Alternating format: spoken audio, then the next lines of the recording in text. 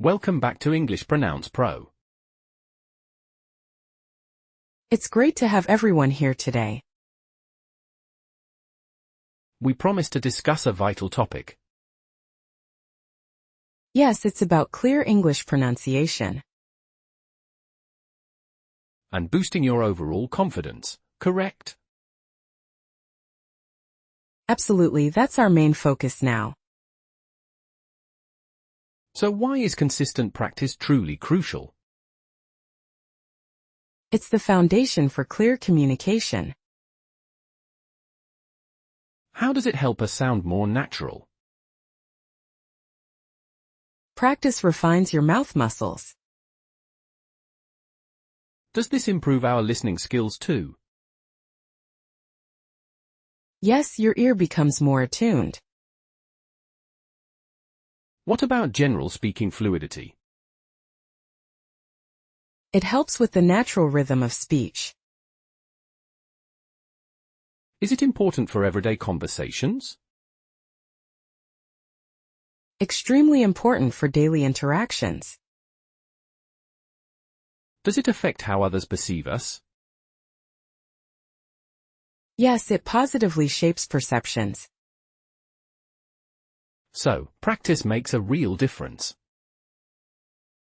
It certainly does in many crucial ways.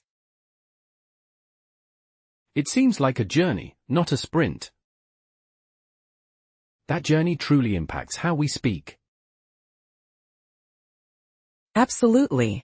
Consistent daily effort transforms your speech. So, what's the first tangible gain we can expect?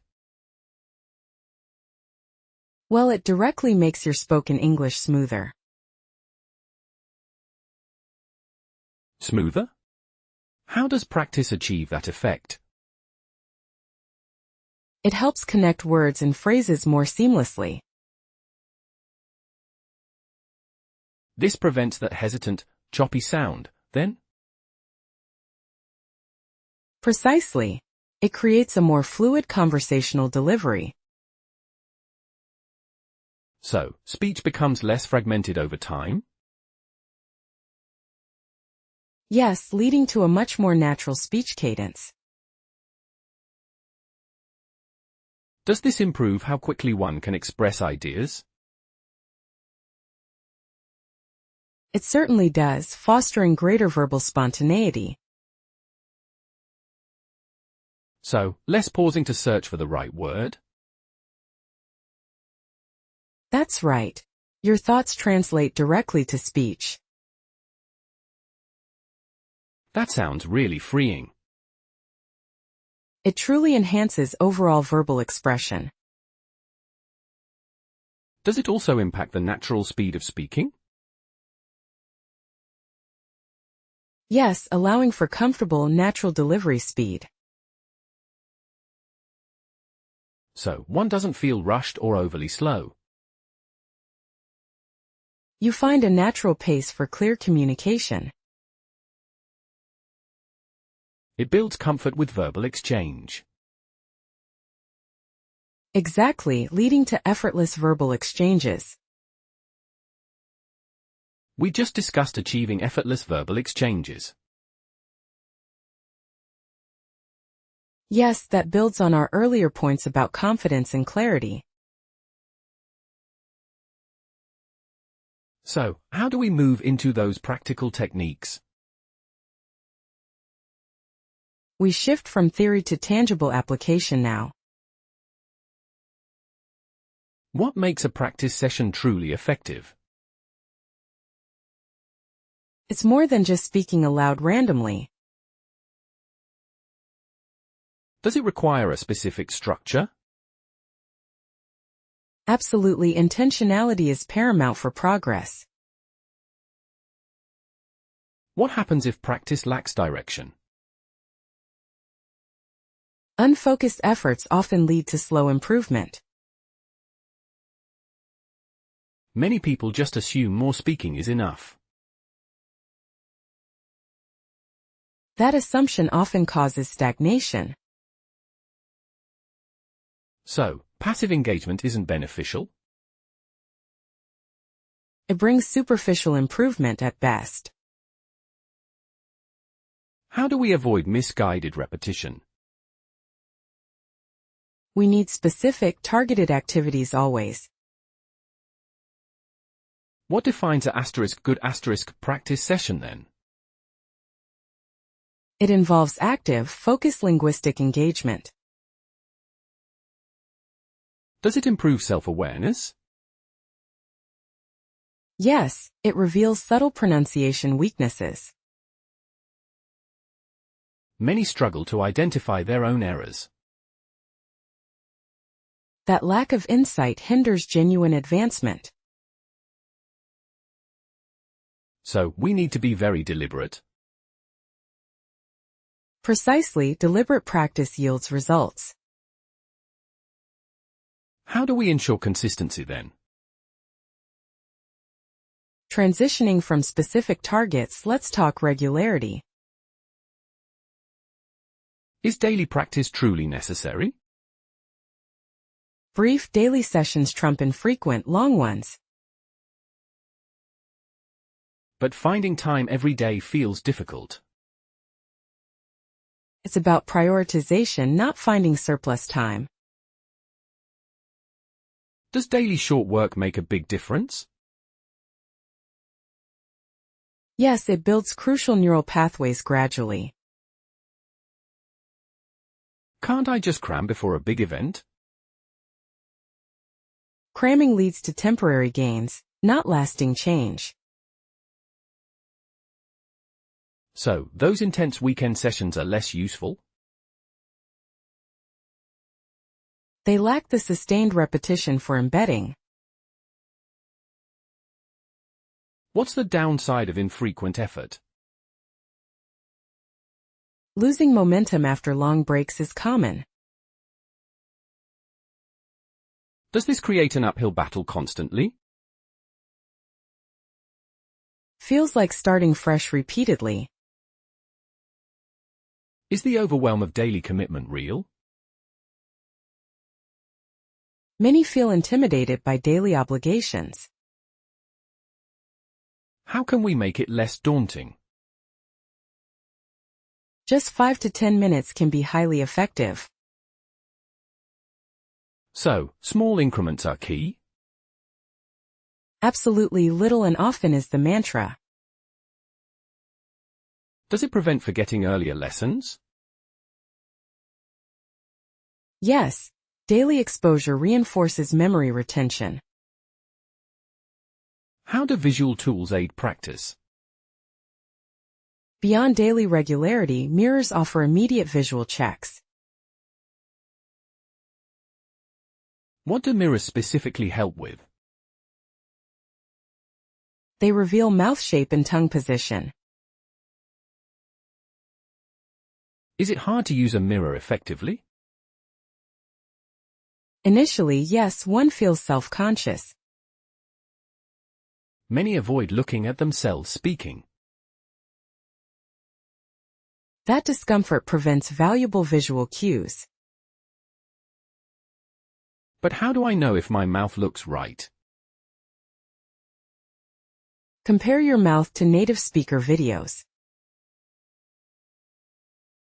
What about audio recording for self-assessment?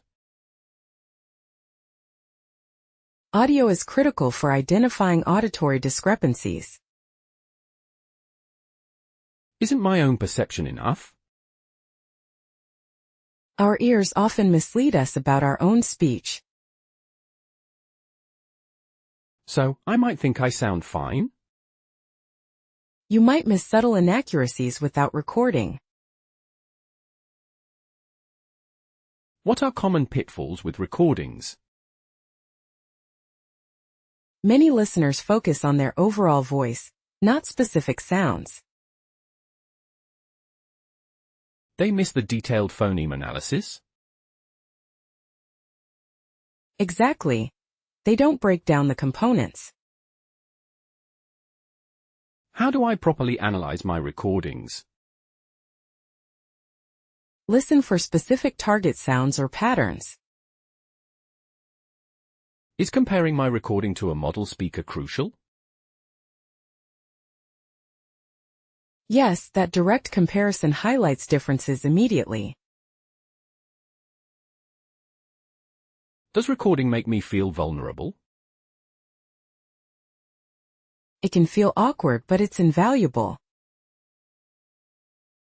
So, visual and auditory tools are both indispensable.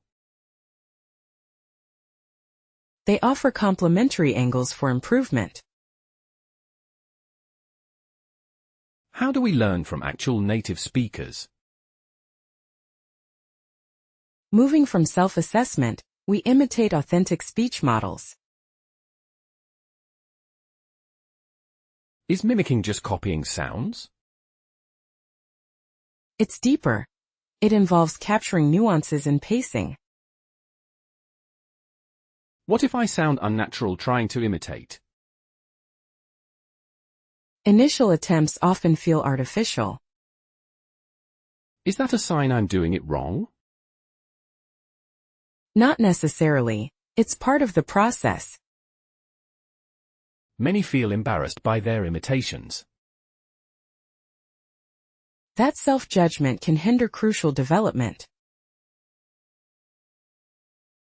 How do I overcome feeling like I'm performing? Focus on accuracy, not instant perfection. What are the best sources for authentic models? Podcasts, movies, and interviews are excellent. Should I try to sound exactly like them? Aim for intelligibility, not perfect replication. Is it possible to develop an ear for nuances? With consistent attentive exposure, absolutely. What's the challenge if I only listen passively? Passive listening doesn't build active production skills. So, just hearing isn't enough? You must actively engage and try to reproduce. How do I avoid burnout from constant imitation? Break it into short, manageable segments. So, controlled imitation is better than sporadic? Yes, systematic and repeated exposure works. Where can I find more resources for practice? Building on mimicking, online resources are vast. Are specific apps good for pronunciation? Many apps offer targeted phoneme drills. But aren't apps sometimes too generic? Some lack personalized feedback, which is a drawback. What if the app doesn't recognize my speech? That can be incredibly frustrating and demotivating. So, not all digital tools are perfect? Quality varies. Research user reviews carefully. What about YouTube videos for guidance? Many channels provide clear demonstrations and tips. Are these free resources reliable? Most are, but always cross-reference information. What's a common issue with free online content? It can feel overwhelming due to sheer volume. So, too many choices can be bad? It leads to analysis paralysis for some learners. How do I filter for the best options? Look for channels with structured lessons. Are pronunciation websites also helpful? Many offer interactive exercises and phonetic charts. Is it hard to stay engaged with online tools? Self-discipline is required without an instructor. So, digital tools require active self-management? They are tools. Your consistent effort is the driver. How can I focus on specific sounds? Moving past general resources, we target individual phonemes. Which sounds should I prioritize first? Begin with sounds that don't exist in your native language. Is it easy to isolate these problem sounds? It can be challenging without proper guidance. What if I misidentify my problem sounds? That leads to wasted effort on non-issues. How do I know I'm pronouncing them correctly? Use a phonetic chart and compare tongue placement. Many people just assume sounds are similar. That assumption causes persistent mispronunciations. Is the th sound a common struggle? Yes, it's often substituted with T, D, or F. And the father versus teller sounds for some? Absolutely, those require distinct tongue positioning. How do I practice these specific elements? Repeat target words focusing purely on the sound. Should I exaggerate the sound at first? Exaggeration helps to train the articulators. What if I never quite get it right? Persistence is key. It's a physical adjustment. So, isolating is the first step? Yes, pinpointing individual sound challenges is vital. How do minimal pairs help differentiate sounds? Building on specific sounds, minimal pairs highlight contrasts. What exactly is a minimal pair? They are words differing by just one sound. Like the ship and sheep, for example? Precisely, that versus a distinction. But how do they prevent confusion? They force your ear to discern minute differences. What's a common difficulty with minimal pairs? Many learners struggle to hear the difference initially. So, they don't even perceive the contrast? It's like a blind spot in their auditory processing. Does this affect their ability to produce it? Undetected differences can't be corrected in speech. How can I train my ear to hear them? Listen repeatedly, focusing intently on the vowel or consonant. Should I practice saying both words? Yes, articulate both distinctively and clearly. What if I mix them up during conversation? That can lead to serious misunderstandings. Are minimal pairs mainly for vowels or consonants? They are effective for both vowel and consonant challenges. Does daily practice with them help? Consistent drills refine both perception and production. So, they sharpen auditory discrimination? They refine your ability to hear subtle nuances. How can shadowing improve speech rhythm? Moving from minimal pairs, shadowing mimics speech patterns. What is shadowing technique, precisely? You listen to a speaker and repeat simultaneously. Does it feel awkward at first? It feels very unnatural and clunky initially. Many feel like they're just mumbling along. That early discomfort often deters continued practice. So, it's not about perfect enunciation immediately. It's about mirroring the natural cadence and pace. Does it help with speech flow? Yes, it gradually builds smoother transitions between words.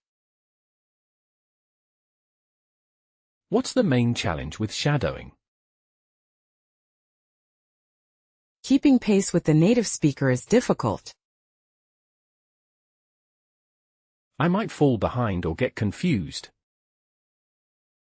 That frustration is common, but push through it. How do I select appropriate material for shadowing? Start with slightly slower, clearer speech. Should I understand every word first? Focus on sound and rhythm, not just comprehension.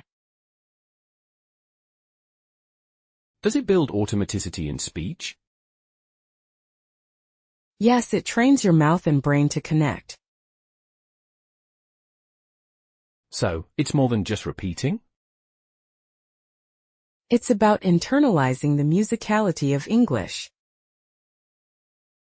How long should a shadowing session be? Even 5 to 10 minutes a day provides benefit. What about simply reading aloud daily? Shadowing focuses on flow. Reading aloud builds stamina. Is it different from just practicing specific sounds? Yes, reading aloud integrates all elements. But reading alone doesn't provide feedback. That's a limitation. It needs self-correction or recording. Many readers just focus on comprehension, not sound. That common oversight misses a powerful practice tool. What kind of texts are best for this? Any engaging material. Stories, articles, scripts. Should I read slowly or at a natural pace? Start slowly, then gradually increase your tempo. Does it help with word stress and sentence stress? Yes, you naturally emphasize important words and phrases. What if I keep stumbling over words? That highlights areas for vocabulary or sound work. Does it build confidence in verbalizing? It helps you become comfortable producing full sentences.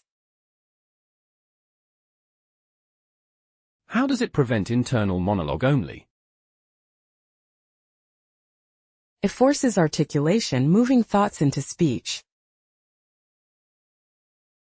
Is it hard to sustain daily reading aloud? Yes, it requires discipline like any habit. So, a simple yet overlooked method? A fundamental way to build speaking fluency. How do we integrate practice with real speaking? Beyond reading aloud, apply learned sounds in conversations. Isn't that the ultimate goal anyway? Yes, but many learners isolate practice from actual use. What's the challenge in making that leap? Fear of making mistakes in real time is a major hurdle. So, they practice perfectly in isolation? Then revert to old habits under pressure. How can I bridge that gap effectively? Consciously select a few target sounds to use. Does this mean I should focus on just one sound? Start small, perhaps one vowel or consonant pair. But what if the conversation moves too fast? It's challenging. You'll need active listening skills.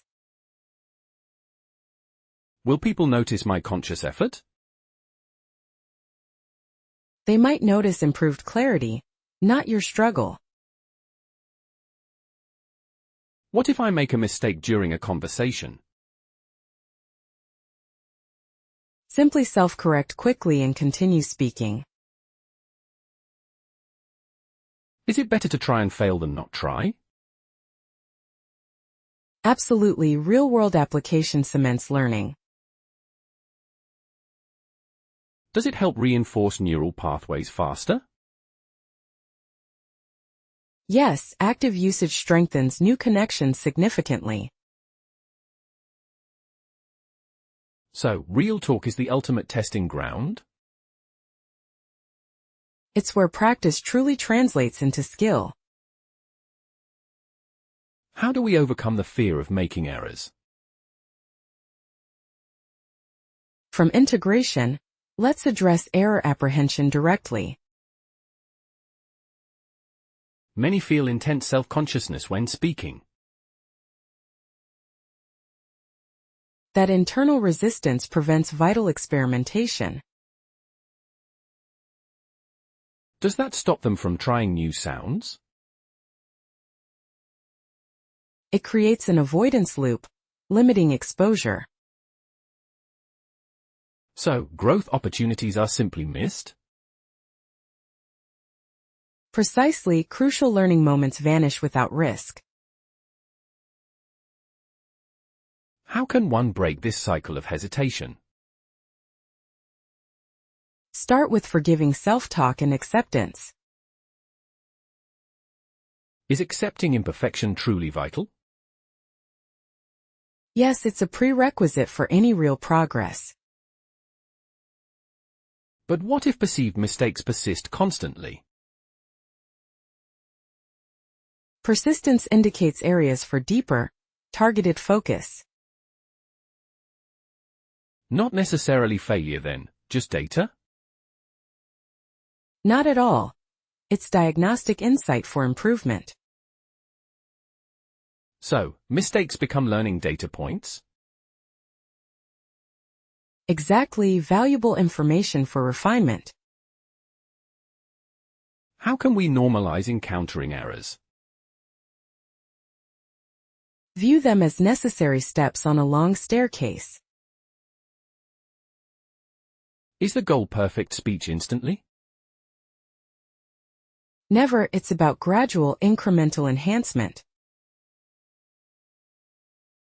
So, fear of error is a major barrier? It paralyzes potential development and exploration. How can we foster more bravery? Celebrate tiny, imperfect attempts to speak. That sounds more sustainable long-term. It absolutely fosters a positive learning environment. How do we stay motivated for the long run? Beyond conquering fear, sustained engagement is key. Many start strong but then lose steam. That initial enthusiasm often wanes without strategy. What causes this decline in interest? Lack of visible progress or perceived slow growth. So, they don't see results quickly enough? Impatience can quickly derail consistent effort. How can we maintain interest over months or years? Set small, achievable weekly or monthly targets. Does celebrating minor victories help? Yes, acknowledging small wins fuels continued drive. What if the goals feel too distant?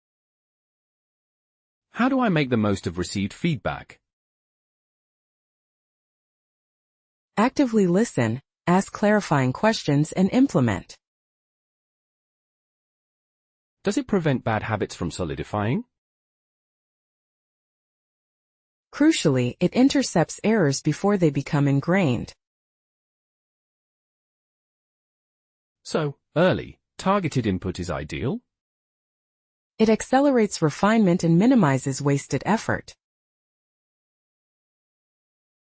How do we deal with common frustrations? Transitioning. We've covered tackling frustrations effectively. Yes, transitioning past those initial hurdles. So how do we apply this in various settings? Understanding diverse situations is key. Meaning adapting our speech delivery? Precisely, adjusting for different communication needs. Like formal versus informal conversations? Exactly, or presenting versus chatting casually. Are the sound adjustments significant then?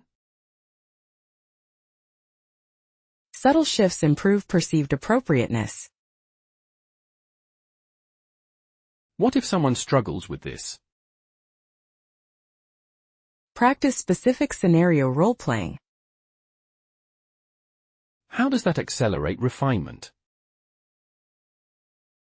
It builds adaptable vocal behavior. Is it about changing our core sound? No, it's about situational modulation.